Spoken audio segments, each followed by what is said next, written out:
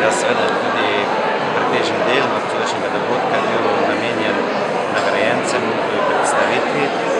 Ta večer je tudi namenjen temu, da jim izrečemo čestitke in se zahvalimo za vse, kar so naredili dobrega za mesto. Gre za izjemne ljudi, posameznike, tudi institucije, ki odstopajo iz povprečja, ki jim ni vseeno za skupnost, ki so pripravljeni za to skupnost, za mesto, za ljudi, ki tam živijo, tudi narediti nekaj več kot vsi ostali.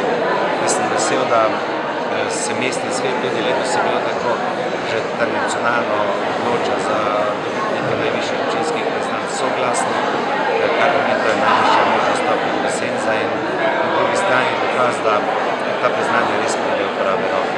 Verjamem, da je še veliko posameznikov, mogoče tudi institucij, ampak nekaj pa tudi velja tradicija, da smo relativno restriktivni pri teh nagradnih priznanjih in se mi zdi, da je tako tudi prav. S tem še bolj izstopijo v spredje